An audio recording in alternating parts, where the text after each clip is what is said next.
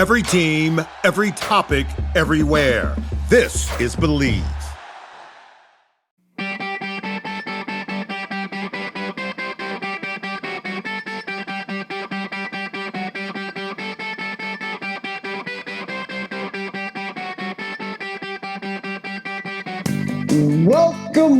Welcome, everybody, to the Hockey Think Tank podcast, brought to you by the hockeythinktank.com and the Hockey Think Tank community, place for all passionate players, parents, and coaches to go to get a little bit of education and a little bit of inspiration regarding the greatest game on the planet. What an episode we have for you guys here today. This is an impactful one, guys. This one gets pretty deep, and we bring on Eric and Mathieu from Bearmind Tech, and both former hockey players. Eric played with Vex in Omaha way back in the day. Both played pro hockey over in Europe as well. And this is all about concussions, man. All about concussions, all about the head. And they founded a company called Bearmind that is doing some incredible research and incredible work in the concussion detection, in the concussion prevention world, and just unbelievable information that came out of this one that I think all families, all kids should hear. Before we do get over to those two guys, though, let's bring on the talent of the podcast, Jeffrey J. Vecchio. Vex, what's shaking today, my man? What up, dude? Just had our first free veteran and first responders workout here this morning at my new gym, something we're going to be doing. Hopefully we get it to the point where we're able to do it every single Sunday morning and build like a pretty cool community here of all these people that I'd like to give back to. And my buddy Will, who rents an office and some space in my new gym, he owns a really big charity called Will Be Inspired, where he helps out all first responders and military veterans that he possibly can. He's crushing it with that. And so we had our first one here today, had a good turnout, had tons of fun, and just really excited to get that going here in St. Louis and try and help the people that always lay their lives on the line to protect us all. So it's been a cool morning. Yeah, that's really cool. How many people did you get? We had 10 this morning, but we didn't put it out we put it out like 5 days before we were going to do it. But moving forward, we're going to give this next one like 2 weeks to marinate. And the goal will be like, this gym's huge. So, I mean, my goal is to have like 30, 40 people in here every week is the goal to get to, and have, sponsors and strategic partnerships that I have all across St. Louis. Businesses come and donate time and food and things like that. And making an event every Sunday. So I think it's going to be pretty cool. But like anything, always takes a little bit of time to get all the wheels going and everybody on the same page. So give it a month or so and it should be cooking. That's really cool, man. And you mentioned community. I want to give another plug, like I feel like we always do. But to community hockey, the NHL draft just happened. And so congrats to all the kids that just got drafted. But Minnesota, man, okay? Minnesota, 17 kids drafted. You know how much the next highest state had? Five. Illinois and New York both had 5. And Minnesota had triple the next highest state when it comes to where the kids are coming for the NHL draft. And so, again, just another data point. And again, we try to be as objective as possible with this stuff. And numbers typically don't lie. 17 drafted from Minnesota with the community model. 5 was the next state. So that's just wild. Absolutely wild. And then with that too, we talk about community. We have our Hockey Think Tank community. And so our guest this week coming up on Tuesday night is Brett Beebe. And I wanted to have Brett on. First of all, he's an unbelievable hockey guy. And we've had him on the podcast before. He's one of the most downloaded that we had because he's such a great guy. He's out in the Los Angeles area. And actually he himself had 3 kids that he coached in youth hockey that got drafted from California, which that's not nothing, dude. Like that's in a non-traditional market in Southern California to have a guy that coached 3 kids that went on to get drafted from that area. That's pretty special. So I'm really looking forward to getting him on the community and to have him kind of share the story of his development model that he's used. And just kind of like the stories of the kids that went and got drafted. One of them is actually Aiden Park, who I was at Michigan when they were recruiting him to Michigan, and just a phenomenal kid and family, and got to get to know them on their visit and stuff. And so, yeah, really, really cool to have Brett as part of that. That's going to be fun. So Tuesday night, if you're not a part of the community yet and you're listening to this on Monday or Tuesday morning, get in there, baby. Community.thehockeythinktank.com. Get in there. Every single person I've ever talked to about Brett Beebe has nothing but 100% positive facts to say about the guy. Western Michigan grad too. Hell yeah, bro. All right, let's transition, dude. This conversation with Eric and Matthew was profound. I don't even know the right adjective to use with it, but like, you know, there was people getting emotional on the call. There was some incredible information that was given about concussions on the call, hearing what they do with Bearmind and the data that they produce in specifically the hockey world and what they're doing with helmet. Like it's incredible. So you are the one with the history and the past with concussions. I know this was an impactful one for you. Just before we do get over to these guys, give me your thoughts on this conversation, man. Yeah, I mean, it's super impactful. And this technology it's going to change the game for sure. It's going to change football. I think all contact sports, I think this tech is going to be massive. It's going to be very, very helpful. And, you know, I played with Eric 1 year in juniors and saw him suffer one of his concussions. Like me, you know, he had a concussion that changed his career. He had to retire from his last concussion. Really, really bad one. And he's like a real artist, like an actual, like real artist who like sells his paintings and things like that. And he does sculptures and it's just really cool. And, you know, talking to him at the end and we might have even been off air when he told us, I don't remember, about, you know, his paintings during his post-concussion stuff. It was a lot, man. It was overwhelming. I had to take a breather. I had to take a break and step aside. Just really, really powerful stuff. And, you know, these brain injuries are nothing to, they're nothing. It's not something that you want to get, you know, you don't want to get these. So anything that we can do inside of our game to limit the head trauma, I'm all for.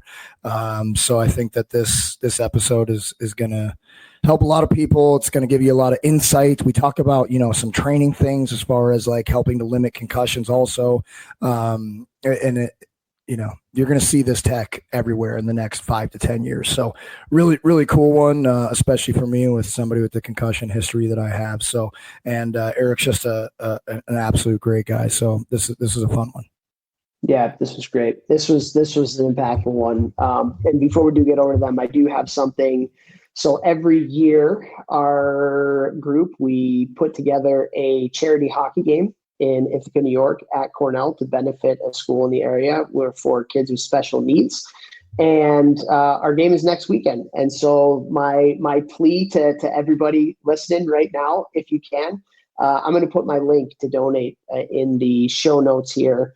And if you can, again, this is much needed services for kids with special needs. I have brothers with special needs, and, you know, these are things that my family certainly could have used as my brothers were growing up. And so that's why I'm so close to this community here. And so it's for a school called Racker.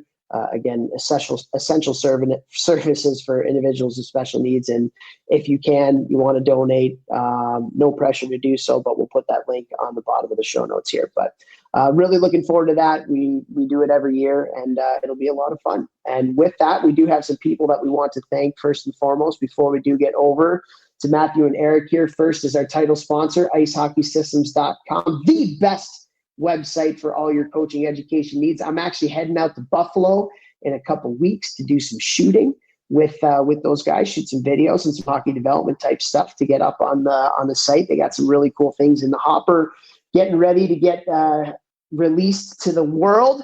But go to icehockeysystems.com, thousands of drills, whiteboard explanations from high-level hockey people, the ability to go in and draw your drills up and send them out to your teams before practices, ability to draw libraries up of all your drills, all your practice plans for your entire organization. We have partnered with them to do that for your association. And so go to icehockeysystems.com today, check out that association's platform and check it out. Jeffrey? I want to say thank you to Train Heroic with the season rapidly approaching. Guys, if your team wants quality, affordable training, I can help you deliver that through the Train Heroic platform. I'm currently working with NCAA D1 teams, NCAA D3, USHL, NAHL, EHL, all the HLs, all right, midget teams down to youth. All right, I had multiple youth teams, 12, 13, 14-year-olds doing at-home training. Whether you're training in a gym, training at home, I can facilitate that. And any team that works with me also gets monthly Zoom calls per their request, where we go over all things performance enhancement, nutrition, mindset, visualization, sleep, being a good teammate, detailed practice habits, and in the gym and living a detailed life.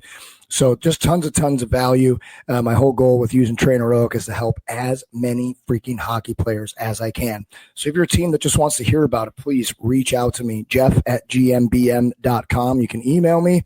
I'll give you my phone number. Psych! Not going to do that. You can reach out to me on Instagram or my email, and I'd love to help. So thank you to Train Heroic. Right. And thank you to Helios Hockey. Guys, next week, we have a little thing that we're doing with Helios Hockey, and it is going to be amazing. It's going to be a little challenge for all the kids out there. See if you can keep up with me, and we're doing it through Helios. And so really, really excited for that. Be on the lookout for that next week. But what is Helios Hockey, guys? It's a sensor that you put into your shoulder pad that gives you real-time data and feedback on your play, specifically when it comes to what the kids love to call a hustle score, and also your stride mechanics as well. Great development tool, and we have a partnership with them where if you use the coupon code ThinkTank, one word, at helioshockey.com, you will get a 20% discount on your Pro Annual or Pro 24-month subscription. The best part about Helios, though, on top of the development side of it, is those sensors that you have, it pairs up with whatever video camera that you're using, and you get your shifts cut up for you directly when you're done with your game. Unbelievable value add.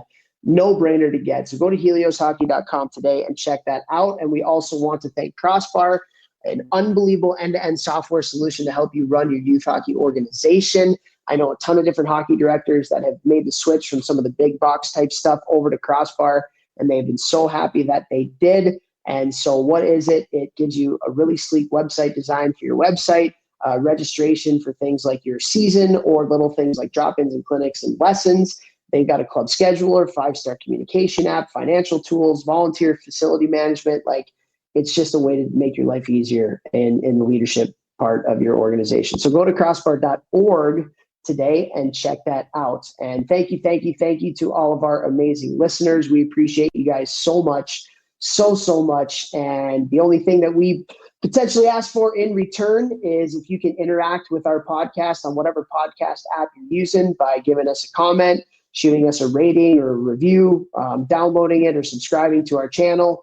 We're everywhere. We are on Spotify. We are on Apple Podcasts. We are on iTunes. We are on Google Play, wherever you get your podcasts today. So if you do that for us, it just helps us to get into some more ears through that algorithm thing that they have on the back end. And so we would appreciate that. And guys, this is an awesome conversation. Awesome conversation on, brain health, mental health, concussions, really, really deep, really, really impactful one. So without further ado, here we go with Eric and Matthew from Bearmind Tech. We are so excited to have on this episode of the podcast. We have just some really, really important things to talk about here today with Matthew and Eric. How are you guys doing today? Very good. Thank you. Thank you for having us. Yeah, thank you very much. Yeah, we are pumped. Vex, you wanna start it off here, man? I know I usually kind of start it off, but you and Eric go way back. You wanna let her rip to start here? Yeah, I mean, I remember. So, what years did we play? Were you 03, 04, or 04, 05 in Omaha? Do you remember?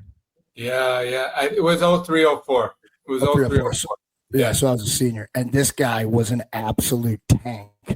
Super skilled, absolute monster on the ice.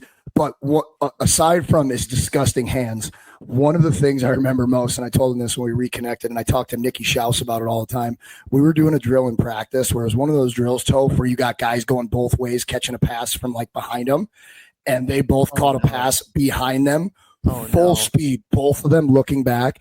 To this day, it's the hardest hit I've ever seen in hockey. And it's two guys who were stocky monsters. And I think, correct me if I'm wrong, you got a concussion from that, didn't you, Eric? Yeah. No, I remember that was, yeah. Was that your first? First one I remember. I mean, I just remember waking up in the training room in the best mood. I kept thinking it was Chris. I asked the same questions over and over. I didn't even ask about what happened, but I thought it was Christmas. It's all I could think about. And I think it was like March, right before playoffs. I don't know. Well, at least you're thinking about Christmas. So, my bad when I woke up and I was like, where the hell am I? And that's all I kept asking, what happened? But yeah, I mean, Eric was an unbelievable teammate, super skilled, and he went on to have an amazing freaking career, which I'm sure we'll hear about here today a little bit before we get into, what these guys are doing now and how they're going to change the game. Well, Eric, let's start there. You played with my meathead of a cousin over here in Omaha. Like, what was Vex like back in the day? Probably, I don't think knowing Vex, I don't think he probably changed at all. I imagine. No, he was the same. But I just remember him. He was always so fun to hang out with. High energy. He played the same way. Always something exciting happened on and off the ice with him. And it was a really memorable year. I remember a lot that year. I remember because Hastings as well. I still tell stories about that. That was, I think, in a lot of ways, that was a formative year. I mean, I think some of us felt proud just to survive our experience there. I had a nightmare about Hastings 2 weeks ago. I get like 2 a year where I'm like really? late.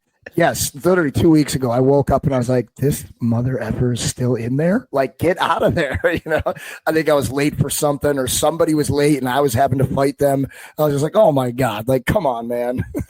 Oh, I don't know if you remember this. So you were there that year. Do you remember when Colin Trulock was on that team, wasn't he? The D-man fighter. Do you remember? I remember. I speed bagged him in practice, and he was like one of the toughest guys in the league, and I'm not.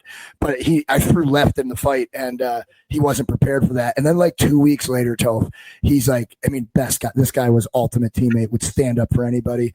But he broke my stick in practice in a one-on-one drill, and I'm sure it was a day Hastings was yelling at me and everyone else. And so I dropped my gloves, and I speed bagged him. So lucky. Best fight I've ever had probably to this day. 2 weeks later in the locker room, he grabs me and we're messing around. And all of a sudden he got that look in his eyes some fighters get. And he's like, I've been waiting for this for 2 weeks. And I'm like, no. I know that was lucky. Leave me alone, dude. I do not want seconds. I remember that. Yeah, he had those crazy eyes. I remember him. Yeah, he was a tough man. Yeah. He was a tough man. That was a great year, man. Oh, the Hastings stories. They're the best. That was the year I tore my ACL, I think. So you guys didn't speed bag us in Chicago because I wasn't playing. Yeah. Well, you probably speed bagged our team because you speed bagged us every year I played against Omaha. But I think you might have won once against us, maybe twice. Maybe twice. Maybe. Yeah. Maybe twice. And Matthew, now did you grow up in Switzerland? Yes, grew up in Switzerland. Also played hockey for several years here. I was a goalie. And then after hockey, when I went to university, I played rugby actually for 12 years. So yeah, contact sport's been an important part of my life as well.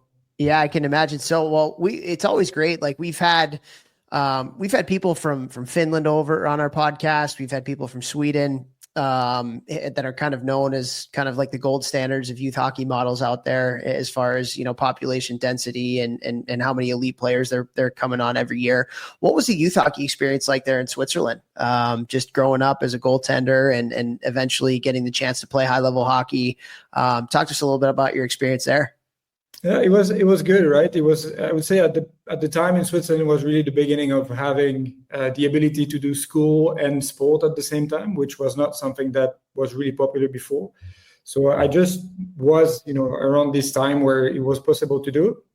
And it was just quite convenient, I have to say, compared to what I know now with the US, because I was 1 year in the US studying, and I then realized that the distances that you guys have to go through to play games is something completely different, right? So it was great years. I learned a lot, got to meet incredible coaches, and I think it's the best school, right? Sport and especially contact sport is probably one of the best schools you can go to. Yeah. Now, did just being in the Swiss system, did you ever cross paths with Ralph Kruger at all? Because that was around the time that he was probably the national coach and getting really involved in the model there and everything. Because I played with his son Justin in Cornell, and so I got to know Ralph a little bit. And oh my God, like he's a guy who walks into the room and you're just entranced. Like this guy has just a presence and an aura, and it was amazing. Every time he spoke to us, you left the room being like, oh my God, I want to run through a brick wall for this guy. And he obviously went on to do a lot of great things with the Swiss Federation and then Team Canada and the Edmonton Oilers as the head coach. And I think he's heavily involved in soccer now at the highest levels. But did you ever cross paths with him in Swiss? Never got the chance to meet him. But I think in Switzerland, everybody knows him, right? From his years with the national team and everything he's done, is one of the legends here. Yeah, no question. Well, we appreciate you guys coming on, and obviously we got some really important things to talk about here, and the company that you guys have created in Bearmind is one that, you guys are doing amazing work, and you're probably saving a lot of people. I don't want to go as far as saving people's lives, but probably in direct and indirect ways. And obviously concussions is a topic that is near and dear to Vex and I and a lot of people in the hockey community.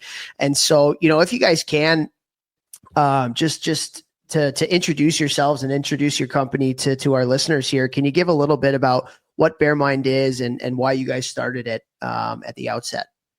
Sure. So the company started in Switzerland. So as I said, I've always been playing contact sport, and next to this, I was doing my PhD. So I did my PhD in motion analysis, and the technology that we've been using during my PhD, I thought could be used for concussion. Right? I was seeing problems during the weekend and having the technology during the week. I was like, why are we not trying to do something here?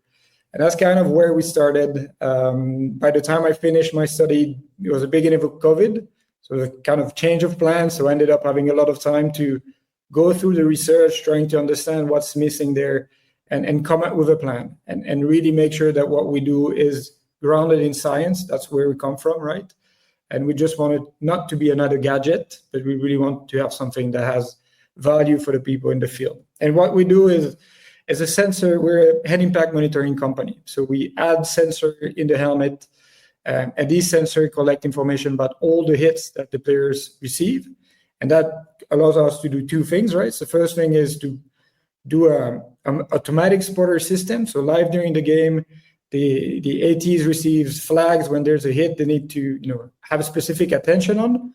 Again, not a diagnosis, but just a way for us to say, hey, this happened. Maybe you haven't seen it. We want you to be aware.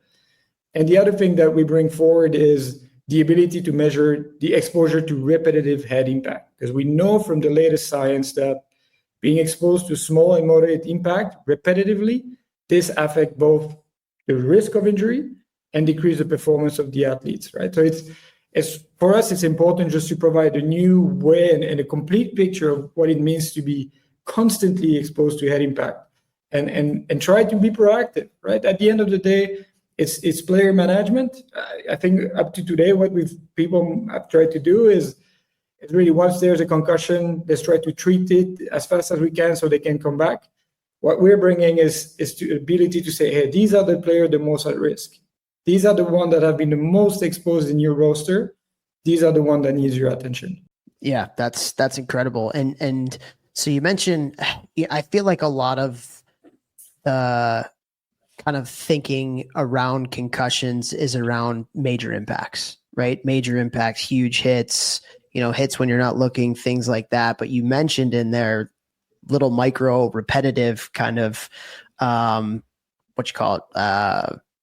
hits, let's just call it, or impacts, those that can actually have an impact. When you guys are sifting through the data and you're looking at it, I think it's so cool that you're able to gather all this information through the sensors that you guys put in the helmets. What is the story telling us about the major impacts potentially versus the minor impacts as far as severity, but also as far as repetition and how, impactful those can be too? Yeah. So what we've realized with the 4 years of data that we have now, in both in the pro European leagues, and we started working with the CHL with Armada and Sherbrooke, it's not necessarily the most spectacular hit that gets, the concussion. And often the concussion hit are missed, right? Over 3 years, we've seen that over 70% of concussion were not diagnosed at the time of the game. They were diagnosed after the game, meaning that the player stayed on the ice. And this is really something where, being able to monitor the hits, and often it comes down to, and I'm sure you guys know it, but a strong rotation of the head. It could be an elbow, it could be anything actually, but it's not necessarily spectacular, but that's when it happens. So that's more regarding the most spectacular hit. But the other thing we've been able to show is that if you look at the 5 most exposed players in a team, they represent 80% chance of having the next concussion. And this is statistics from our data set. So that means, what is exactly the process going on? I think the reality, nobody knows, right? Because until today, we couldn't really measure it, but it seems to be something, right? It's the ability of saying, hey, these are your 5 players that are the most at risk. Now, it's your job as an organization to do something for them. Absolutely. Hold on, Vex. I have one thing I really want to ask there. So you mentioned there's 5 players that are the most at risk. How do you know that? Is it based on past, data that you're seeing? Is it based on height, weight? Is it based on the way that they play? A lot of players with their head down type thing. How do you guys kind of recognize? Yeah, Vex raises his hand. How do you guys kind of venture out to see who are kind of the most at-risk players versus the ones that maybe aren't as risk? Because that's a huge stat. 80% come from a smaller amount of the players out there. How do you decipher that? So this is pure statistics, right? So what we do is all of the hits that they receive, we add them up. So if it's a small hit or a bigger hit, then it's just imagine a tower that grows the more hits you get. And the 5 players that have the highest towers, they're the one that group represent over 80% chance of risk of having the next concussion. This is purely from the data. Gotcha. And I think one of the points that you mentioned, right, is also the way the style of the players, because we have players that spend a lot of time on the ice, but have a very little amount of hit that we collect, right? Others spend less time, but they are very highly exposed. So that could also mean, if you think about youth, that could become a tool that they can use to say, hey, look, you should work on your technique. You should, identify the player that maybe needs to work on protecting themselves. I mean, we all played with those guys who seemed to always skate into the danger areas with no protection. And it's something that I see at older, lower levels. So when you go to a USHL game, an OHL game, guys going into the boards for the puck, they're usually have a higher hockey IQ. They're not putting themselves in as dangerous of positions when they're going into the boards to get a puck or whatever, or back check or whatever. What I've seen at some of a little bit lower levels of older players, they're going in not taking the right angle, which if they do get hit, it's going to, mitigate that severity or put them in a position where they're going in head first and things like that. So I love that you said that. And I love how you guys can help bridge the gap to showing coaches those players and be like, you really need to work with these 5, 6, 8 players because we're seeing that they are have way more of a chance of getting those, because that's something when I was playing, coaches never talked about that. Hey, and it's not like, hey, the dumbest guys on the team, but it's like, hey, you 3 guys, you are constantly putting yourself in dangerous, precarious positions. We need you to be healthy to win games. So we're going to work on your zone entries because you have a tendency to cut across the ice with your head down. So it's not only is this going to keep them safer and healthier, you're going to keep more guys playing, which means your team's going to win more. So it's not only are you helping the player, you're helping the organization, you're helping the team, you're helping everybody with these things. It's not just health. It's also going to translate to more wins, most likely. And I look at it from even a developmental perspective too, Vex. If you can kind of diagnose who these players are, it's you have the data, and then you can go back into, if we're talking about higher low, you can go into the why, just like you're talking about. Okay, your tower is a lot higher than somebody else's. Well, why is that? Are you somebody that plays with your head down and invites contact coming towards you? are you somebody who's just like a little ball of hate, and just, is looking for it and going out there. But now we can teach you through video on, okay, like we have this data and here were some of the impacts that you had. Maybe here are some ways where you can help protect yourself. We don't want you to lose your identity as a player, but now we can help you with technique and help you with, ways to invite that contact going through. And so not only is it going to make it safer for potentially those players who are having those higher and repetition of impacts, but help them be better, and from a development perspective too, as a player.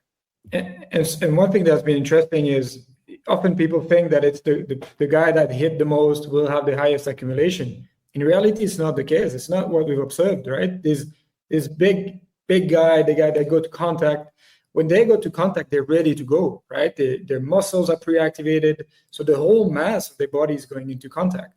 The worst hits are the ones, and you notice, the one you don't see or the one you're unprepared for.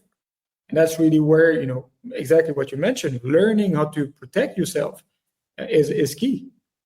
Yeah, I've seen it myself. I work with some different youth teams since I retired too. And I think, as we know, I can only speak for Europe now because I've been less connected with the game in North America. But what I've seen now is obviously that everywhere the game has evolved. I think when we were growing up, there were guys who lived to hit. There were a lot more open ice hits. You expected it all the time, and so it was a little bit. You had to learn that quickly, otherwise it was going to be bad. Now the frequency is much less. And I remember when I first began coaching kind of at the under 20 level, like the junior level here, the positions guys put themselves in, it made you almost close your eyes. It was crazy how vulnerable they would go into a situation. They didn't know the risks. And obviously there's a period in time where you can kind of survive that. But if you go to higher levels, you're going to pay pretty quick, and it takes one time till something goes seriously wrong, and goes back to that development. It's a good way. You have that why. You can teach those things. I think it's an undervalued area of the game that's focused on, at least in Switzerland, in terms of the development process, how to protect yourself, know where you're exposed, how to go into battles, how to go into the wall. And yeah. Well, I mean, that goes into something that Toph and I have been talking about. I mean, is this going into year 7 of this podcast, Toph, in November, maybe, or year 6? We've been talking about it for years here, but with like PEP, like PEP got huge, and every kid is individualized. It's only stick handling. Toph constantly talks about how passing in the youth game is like less and less and less because everything is individualized skill. And so many coaches just let the players skate through all these things all over the ice and their heads down the entire time. So then that leads into, when they're older, not playing heads up hockey and putting themselves in these dangerous positions. And yes, there's way less hitting than when we played the game. But when you get to those higher levels, there are still guys out there who are getting paid to truck you, and you don't want to be putting yourself in that position, and you've routinely done it over and over and over your whole way up because you've only played with your head down. So these things are feeding into each other. There's no doubt about that. Mm-hmm. Nobody does selling better than Shopify. Shopify is the home of the #1 checkout on the planet, and the not-so-secret secret, with Shop Pay that boosts conversions up to 50%, meaning way less carts go abandoned and way more sales going through. So if you're into growing your business, your commerce platform better be ready to sell wherever your customers are scrolling or strolling. On the web, in your store, in their feed, and everywhere in between. Businesses that sell more, sell on Shopify. Upgrade your business and get the same checkout that Skims uses. Sign up for your $1 per month trial period for 3 months at shopify.com/Westwood1, all lowercase. Go to shopify.com/Westwood1 to upgrade your selling today. Shopify.com/Westwood1. Take the exit. Turn right into the drive-thru. Nope, I'm making dinner tonight. You don't have time. Josh has practice. Oh, that's right. I'll just get a salad. And fries? No, just the salad. But salad cancels fries. Salad only. Fries. Salad. Fries. Food noise isn't fair, but Mochi Health is. The affordable GLP-1 source that puts you on the road to successful weight loss. Hey, can I get the fries? Salad. Sorry. Learn more at joinmochi.com. Mochi members have access to licensed physicians and nutritionists. Results may vary. Well, let me ask you guys this. What one of the huge debates, as you guys both know, here in the States and in Canada, was when they moved the checking age, from 12 to, or what was it, 11 to 13, from peewees to bantams. You can't say peewees or bantams anymore because apparently it offends small people like myself. So you got to talk about like 8U, 12U, whatever. No more short jokes, I guess. But like, how young have you guys been able to accrue data? Like what are kind of like the youngest of ages that you've been able to, and then, the age to start checking and the age to start body contact. I'd love to kind of hear your guys' thoughts, not only with the research and what you've been able to do in this concussion stuff, but also as hockey guys, and kind of marrying the two. So how young have you been able to gather some data? And then what are your thoughts on kind of how to progress, how to teach hitting, take hitting, age appropriate type stuff? I'd love to get your thoughts on that. Yes, so the youngest athlete we've been able to monitor is 17 years old, and this was in the queue around Quebec. We're working on different research funding to equip younger teams, exactly for the reason that you mentioned, right? What does it mean to be 14 years old and to start going into contact? And how can we make that safe, right? It doesn't have to be, contact's part of the game, right? It's also why we love that game. It's just a matter of, there might be a way to learn it that is more efficient than what we do today. Yeah. And I know that particularly here in the States in USA Hockey, they changed the age up 2 years to 13 from 11. And, I think they've kind of seen that might not have been the best idea. And I think it was research-based and stuff, but still, just from what I'm hearing. And so they've progressively started talking, it's okay, we're going to do body checking at this age, but we're going to start teaching body contact, at even the youngest of ages. And so you're not like quote unquote checking at mites, but we're going to introduce body contact and those types of things. So do you guys have I don't want to say an opinion, but what are your guys' thoughts on just kind of like the progression of teaching body contact, and whether it's through battles, whether it's through, types of drills where there's going to be an impact between two players, particularly at the younger ages? What were your guys' thoughts be there? Well, yeah, I mean, my answer would be, I suppose it doesn't relate too much to the tech, but I think, you could look at it a bunch of different ways, but I always thought, as I started to work with athletes in hockey, you start to kind of dig back on your experience too. And I remember thinking a lot, when we were kids and we were on road trips, we wrestled all the time in the hotel. And I think that body awareness, and it goes back to that, what we just spoke about, is you start to learn how to use your body. I think it's, for me, you could anticipate there's going to be a problem if all of a sudden you go from 0 to 100 at 13, where kids are already somewhere in puberty. Some kids are big.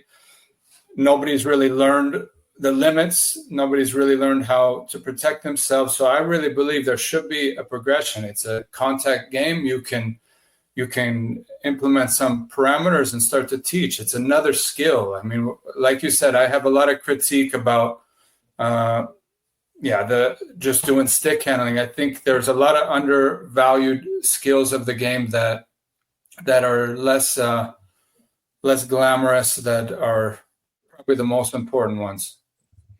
I love that you said that. I tell every parent, and I will take this opportunity to tell all of you listening, even though I try and say this at least once a month on this show, if you have young children and they're athletic, put them in gymnastics classes, put them in wrestling, put them in jiu-jitsu, a couple boxing classes, Ninja Warrior. All of those things are doing exactly what Eric is talking about here. body awareness, spatial awareness, learning how to fall and roll safely and take contact, and just like not being a wimp. Part of that with jiu-jitsu and wrestling, like these are things that we need to be having the kids do, and it's going to set them up for any sport. I don't care what sport that they want to play when they're older. Doing those things when they're younger will help them so much to be safer in whatever sport they choose when they're older, especially if it's a contact sport. Amen. Now, let me ask you guys this, because we're also really big proponents, and I'm going to kind of piggyback, Eric, off what you and Vex just said. Like, we're really big proponents on playing multiple sports. And in today's day and age, you know, it's becoming rarer and rarer, or I should say younger and younger, where people are specializing. Do you guys feel like playing multiple sports can potentially be a detractor from getting concussions based on the things that you're talking about, body awareness and just learning different ways to keep your head up and take contact, particularly in other contact sports? Do you think that's a huge kind of help in potentially reducing the amount of concussions that kids can get? I have to say that's probably a question that could be the next research study we apply for. I think it's a great question. Is there a difference in the risk of concussion for kids that play multiple sports? It's fantastic question. From my experience, from my experience, I've been playing hockey and rugby and basketball and gymnastics, right? I come from a family where my mom was a gymnastic teacher, so I was also doing always this. And I think for body awareness and being able to, as you said, like know where your body is in space and react quickly and so on, it's huge, right? To protect yourself, it's a big thing. So does that directly affect concussion? I don't think I've seen any study on this. But it is definitely a great question. Yeah, and I think it's really interesting too. I think I'll tie it back a little bit also to our tech, because I've had a lot of discussions with Mathieu and Tom, the other co-founder. I've been working in skills coaching too, and there's always this topic of what hockey IQ is. Can you teach hockey IQ and all these things? Playing multiple sports forces you to solve problems differently, and there are different creative applications to solve a problem.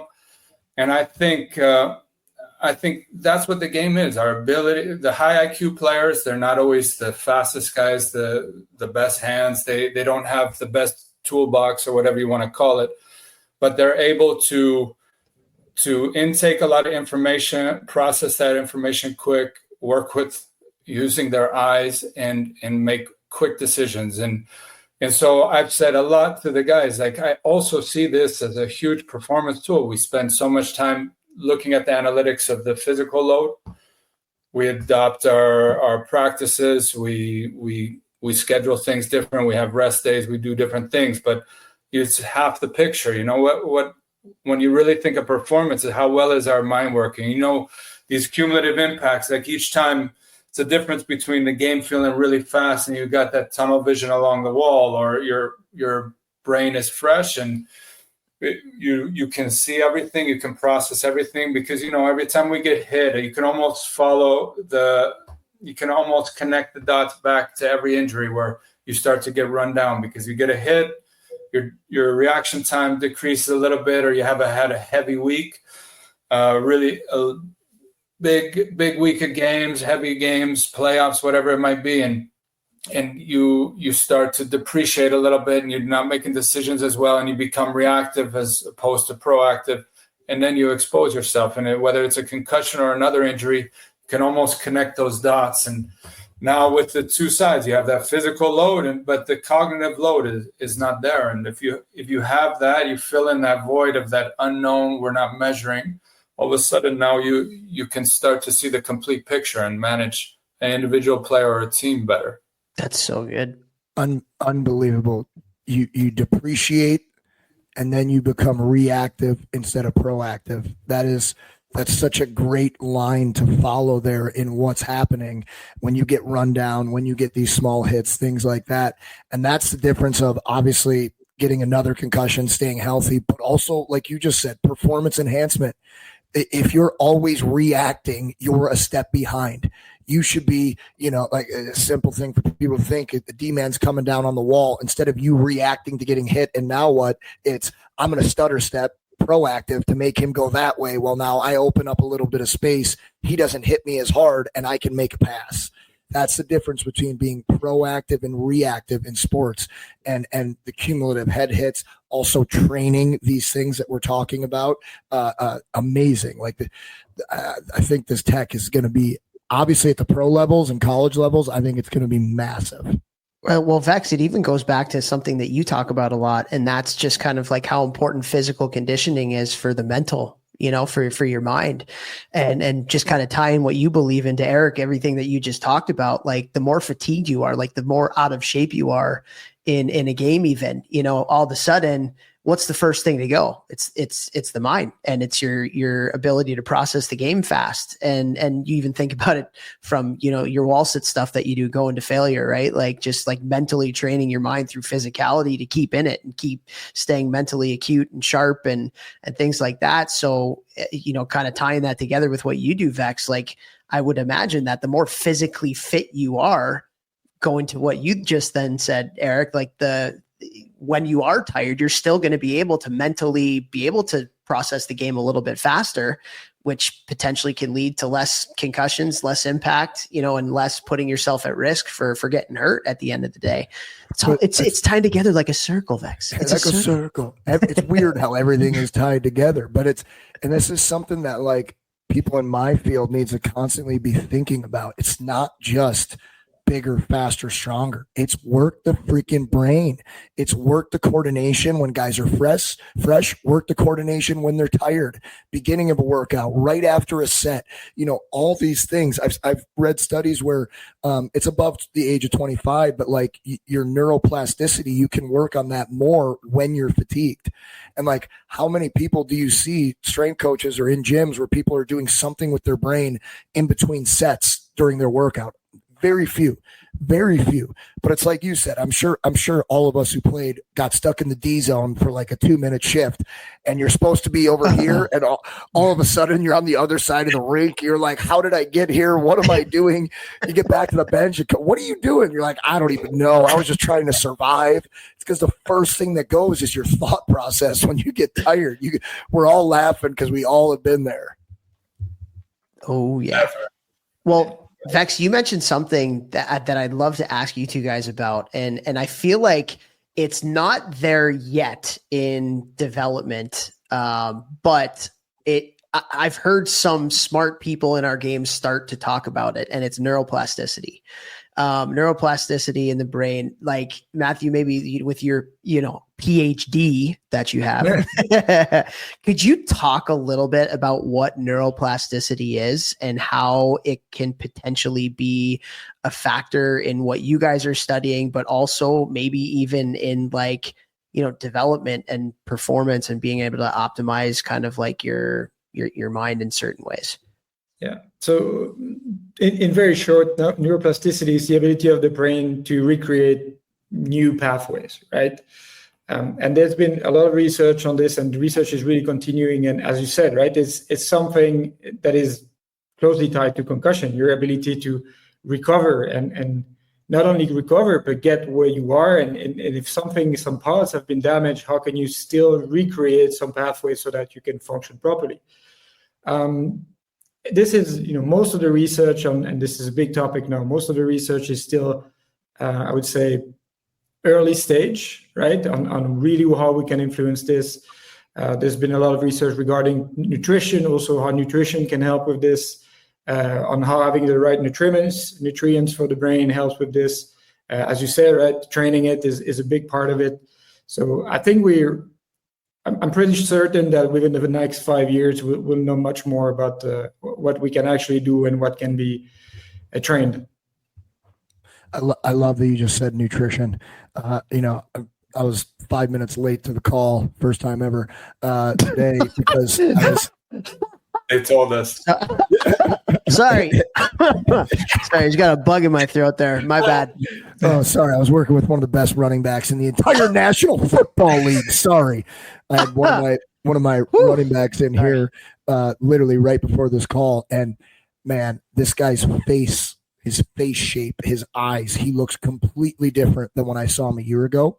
Obviously, I was like, dude, what is different about you? And he's like, well, I hired a private chef. And not that you need to do that, but he went from eating like okay to like really making sure he's hitting his protein and he's eating his micronutrients and macronutrients. He literally looks like a different person. And he's like, my brain fog is gone. He's like, I wake up and my brain is clear every day. And like the only thing that he's really changed is getting in his correct amount of nutrients every single day. And obviously he's got a private chef, but you know, we did this when we played and things like that. And you can't be understated enough. Like your food is your fuel for your brain and your body. It's not just your energy and like how hard can I work today? It's how well is your brain working? It's like, would you put shitty gas in a Ferrari? No.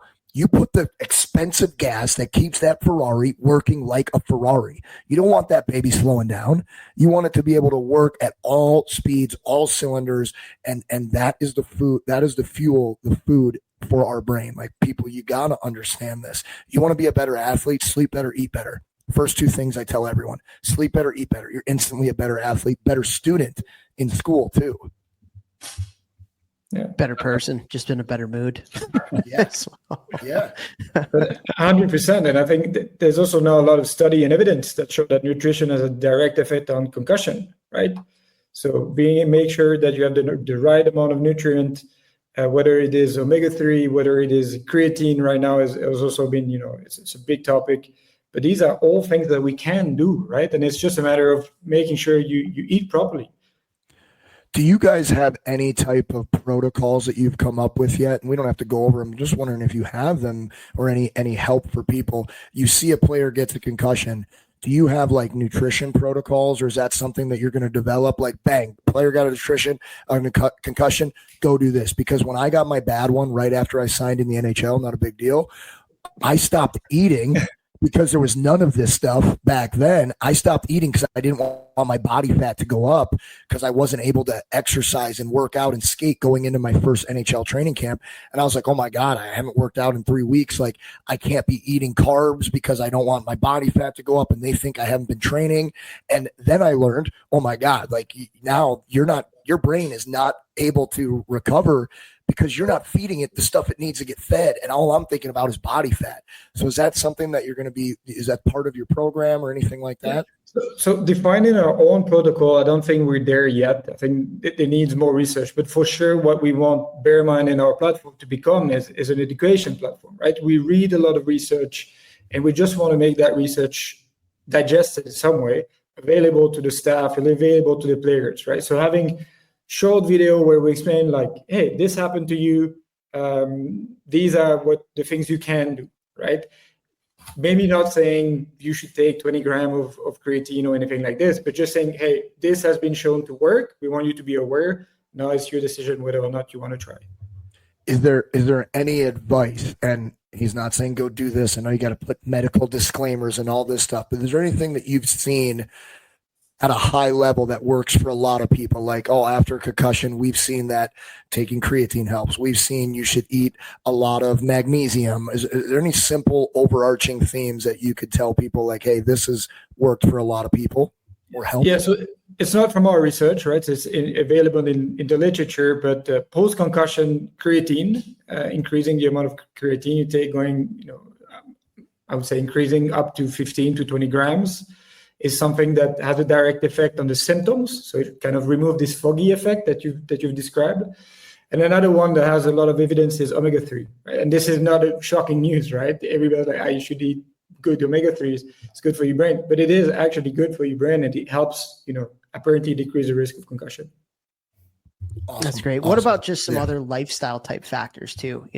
Outside of nutrition, if someone or a kid ends up with a concussion, what are some things that you would advise parents to do to help them get on the path to recovery and with their symptoms and with hopefully helping to kind of heal everything that happened? The first thing, I think it really depends on the age, right? Because making sure that you go to a clinician that has been trained on concussion that would probably be the first, right? Because it's a very specific injury, and I don't think that it has a lot of, at least I could say, I can speak for Switzerland, but sometimes I feel like the knowledge around concussion is not so great. And some of the recommendation could vary a lot, right? You would go to one doctor and he's going to tell you, you should stay in the dark for 2 days. You go to another one and say, no, you should do this and you should do that. So making sure you go to someone that has been properly trained on concussion is one that is important. And then it's really listening to the kid, because at the end of the day, it's still very much based on symptoms. That's something we're trying to change, right? With more objective measurements. But that simple feeling of being a bit off or feeling a bit slow, or that's already information. And I don't think that for a kid, it makes sense to push to come back, 1 day before, 2 days before. Like, just take the time. It's the time you take now is probably time you'll get a new career later on, right? Well, that's a great point. And that's something that like Vex and I talked about when we did this on our, little short episode the other day. And I'll ask you guys this because you guys actually have data to potentially back this up. But if you do get a concussion, a lot of what people have talked about is like how important it is that the next concussion doesn't come so quickly right after. And you do need to take some time, and you're putting yourself at such more risk to get another concussion if you come back before you're ready and your brain isn't, I don't know what the science is, but your brain isn't healed, you're not ready, whatever it may be. So can you talk a little bit to that and what you're kind of seeing in the data? Is there a major increase of a risk for the next concussion if you've just gotten one before and you're not ready to be back yet? Matt, maybe I just wanted to mention too, just because you mentioned a few interesting points in my opinion too, was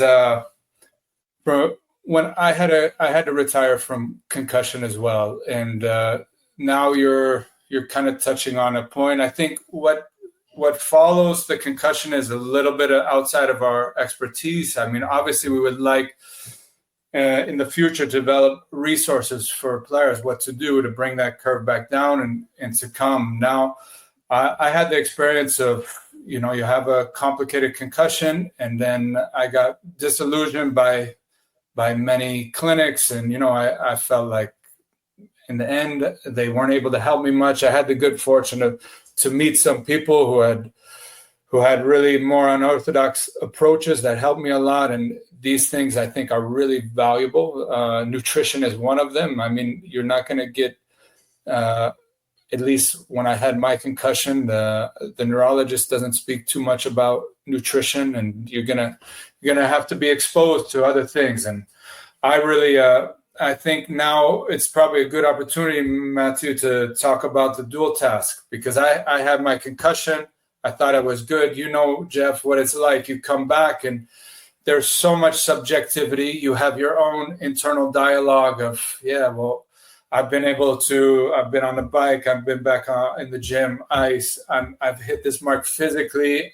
I'm all ready to play. Some of still feels off. I have a headache, but I also get headaches when I'm healthy. It's a contract year. I don't know what's going to happen. You have all these variables, and, we fear what we don't know.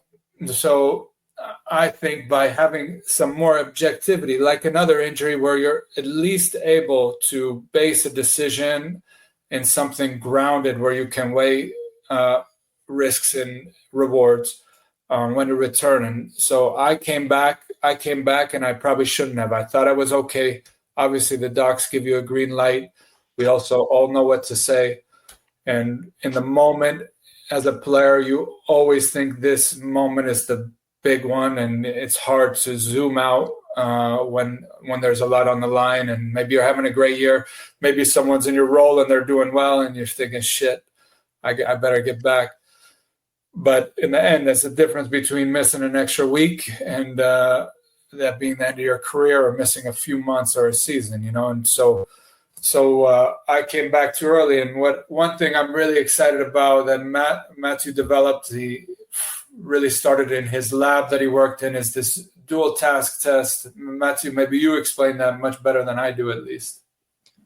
Sure, but I think that to add on what Eric said, what's really hard about concussion, and you guys know this, is if you rely on symptoms and the symptoms disappear, then that means basically you're ready to go back. But we know that it's not necessarily the case, right? The fact that you do not have symptoms doesn't mean you fully recovered. And this is where trying to have different tests that help with the objectivity, that's something that we've been working on. So very, very short, the way the test works is the sensor that's on the helmet, you can place it on your lower back. And this is going to analyze how your balance is going. And it's also going to analyze how you walk. And that's a standardized test, right? We didn't invent the test per se. The dual task test it's been used in clinic with elderly people, Parkinson's disease for many, many years. But what we've done is we've instrumented it, because finding and being sensitive to these small changes, which is what you try to get when you want to decide if somebody's ready to go back after the concussion. It's for this you need proper instrumentation, right? So the way it works is you have a microphone, you have a sensor, you compare it to a baseline, and you get an objective score that tells you, hey, you're 20% below what you were at baseline. So is 20% good enough for you to go back on the ice? Again, that's a decision from the clinical staff, but at least right? And this is really where we want to go one step further and not only measure what's happening on the ice, but helping the team with more data also outside of the ice.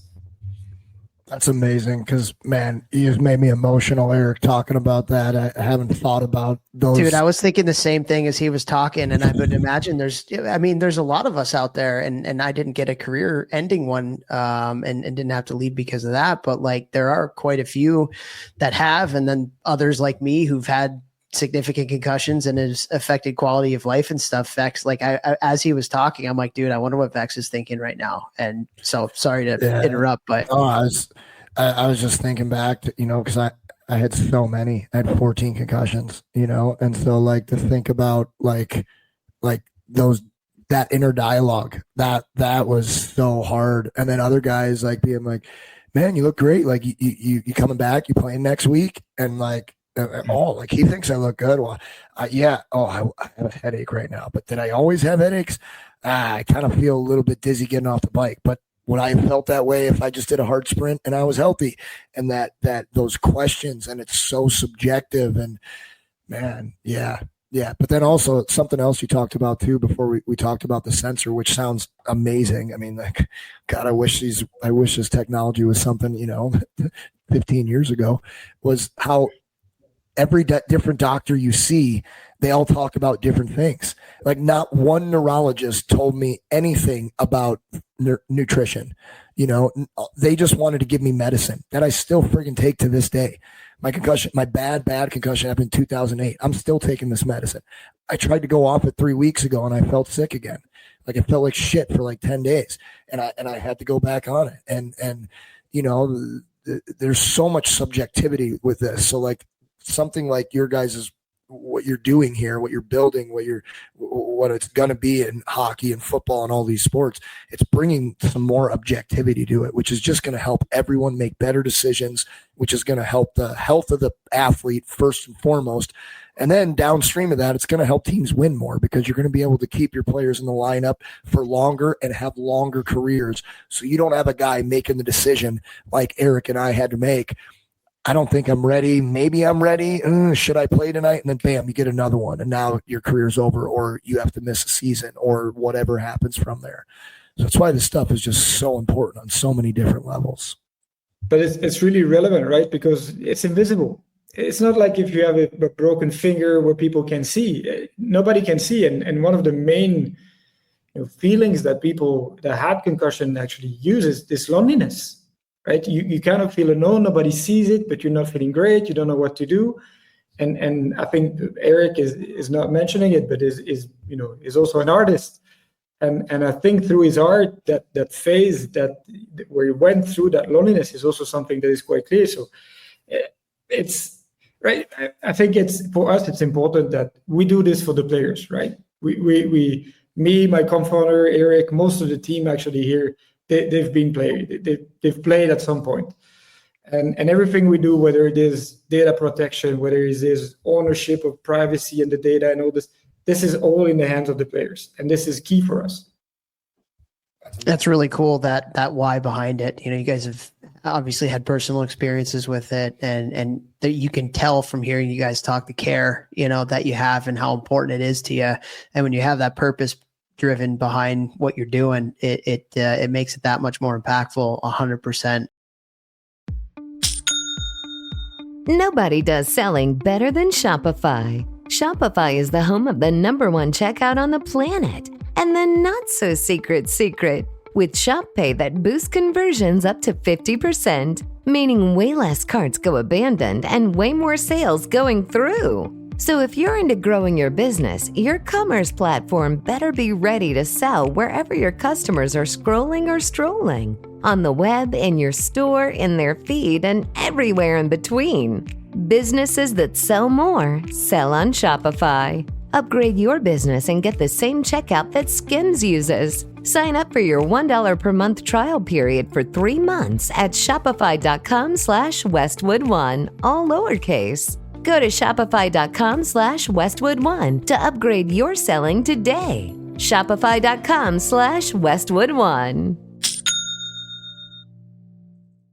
The secret is out. With millions of younger-looking customers across the country, Plexiderm is one of the most highly sought-after products on the market. It visibly shrinks under-eye bags and smooths out crow's feet in minutes, and the effects last up to 10 hours. Influencers love it, magazines feature it, and people just can't get enough of it. As a matter of fact, Elle Magazine gave it an Editor's Choice Award as Best Instant Wrinkle Filler for 2025. In as little as 10 minutes, Plexiderm reduces the appearance of fine lines, wrinkles, and those dreaded under-eye bags. So yes, you can look years younger in minutes, and the effects last for hours. No surgery, no gimmicks, just results. The best news, you can try Plexiderm for only $14.95. Plus, get free shipping. Don't wait. Order Plexiderm today. Visit plexiderm.com/special. That's plexiderm.com/special. Paid for by Sheer Science. I have a couple more questions for you guys here. We're almost at an hour. But one of the questions I have, maybe Mathieu, I'll kind of direct this to you because you are a goalie, but a lot of times when people talk about concussions, it's more about players, but you sit there as a coach throughout the year and you see how many times goalies get hit in the freaking head.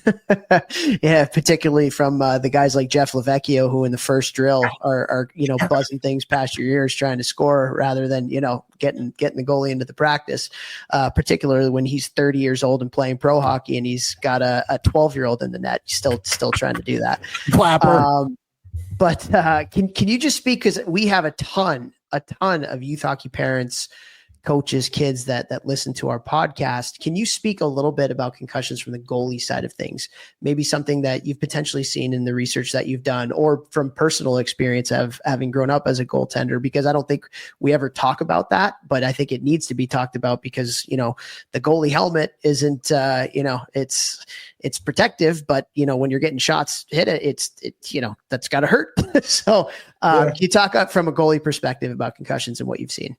Sure, but what I can say is I've had concussions, right? As a goalie playing hockey, I've had concussions for sure. We've seen concussion here in the Swiss League. We work here with the Player Association with Jonas Hiller, who used to be, played in the NHL. And he also had concussion. So yes, for sure, goalie are exposed to concussion. What's difficult for the goalie is you're focusing on the puck, right? And you're not always aware of what's coming from the side. So most of the concussion, and this came from research from Sweden, great work being done there, but it's because you're focusing there and you might not see what happened. This is when you have this rotation of the head. And this is usually when the concussion happened. It's really rare that the concussion happened when you're ready, right? If it's in front of you, you muscle contract and you get ready to get the hit. But as a goalie, you kind of always in weird position and focusing on something different. And that's usually when they happen.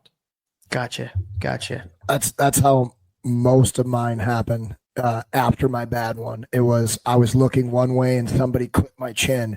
Like there was one that happened in the AHL where I took a shot in the face, but it was not hard. Like I've been hit in the face before and after that, way harder, way more force, but I just didn't see this one coming. And it was like a flash knockout, and a lightning bolt went through my whole body and my arms did the rigor mortis thing. And I thought I took like a one-timer to the face. And then I watched the video and I was like, that knocked me out.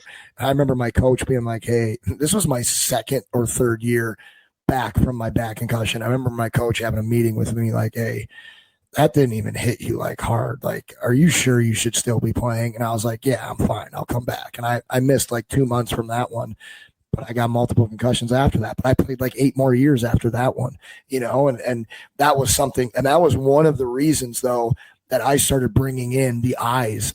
I learned about the vestibular system from my concussion rehab.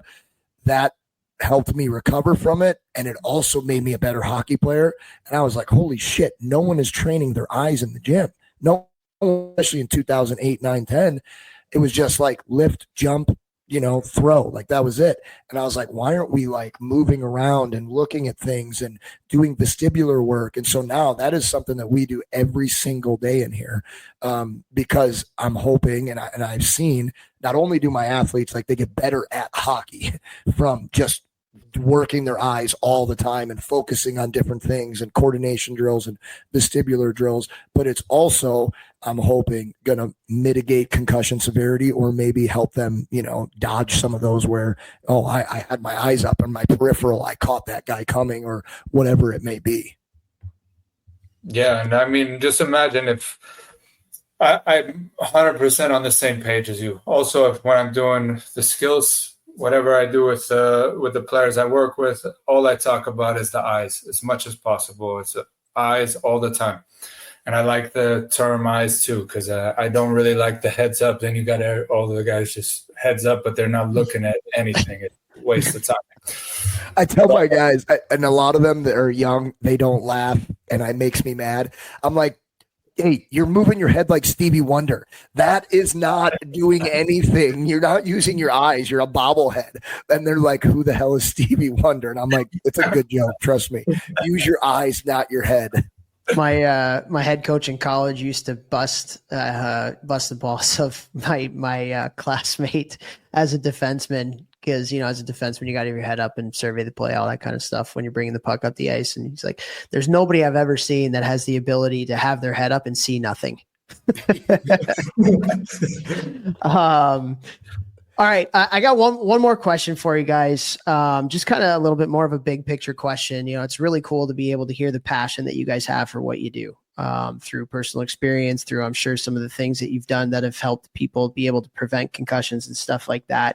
I want to ask you guys 5 years from now, 5 years from now, you feel like, with your mission that drives you, this has worked. This company that we've created, this has worked, and we've been able to make an impact. What does that look like? What are the goals that you guys are really trying to get across the finish line and with the impact that you're trying to make in the hockey world and beyond? 5 years from now, what is, kind of success to you guys? Well, it's a great question. So for sure, the reason why we do this is to have, as many players as possible equipped. And for sure the pro, for sure the NHL and all the elite amateur, right? The CHL, USHL, these are all, I think, leagues that we want to work with. But also down the road, and this is something we're working with helmet manufacturers, right? And actually, we just signed an agreement with one of them to have the technology completely integrated inside of the helmet. So that's going to be announced very soon. It's been presented at the conference in Orlando we were at last week. But it's just making the technology available, right? I think what we went through in terms of concussion and the lack of knowledge that there was around concussion, that shouldn't happen. There is science today, there is knowledge. We just need to make it accessible. And that's why I mentioned before that for us, Bearmind is also an education platform. It's also to bring the right kind of information to the app of the players, to the parents, to everybody out there. And this is not only for hockey, right? Hockey is the first step for us. American football, rugby, cycling, these are all industry that we want to work with. I love that. Well, where can our listeners find you? Website, all that kind of stuff, where they can get some more information on what you guys do and some of the educational stuff that you guys are putting out there. Where can they find you at? Yeah, so we have a website, so www.bearmind.tech. We also have a LinkedIn page where we post most of the time the results that we have. We also have a info@bearmind.tech if they have any question about the research. We also share that, we really make sure that this information is available. So that's key for us, right? As I said, we don't want to be a gadget. We're grounded in science. And that's something we really want to emphasize and make sure that everybody that's interested in the topic can also, work with us on research project, on collecting the data with us. Most of companies don't share complete data. I mean, I was a researcher. If researchers want to get the data, to advance the research and advance the knowledge in concussion, they'll have it from Bearmind. Awesome. I love that. Well, guys, thank you so much. This has been really, really impactful, really, really cool. Vex, I know this is obviously a topic that's very near and dear to you. And I know a lot of people that are listening, it's very near and dear to them too. So we appreciate it. We're going to hold on to you for about a couple more minutes. We got a little rapid fire 10 questions for you guys. That'll be housed in our Hockey Think Tank community. But this is such great information, and we appreciate everything that you guys do. You're making our game that we all love a lot safer, keeping kids on the ice, and ultimately making it better too. So thank you guys so much. Woo. Thank you.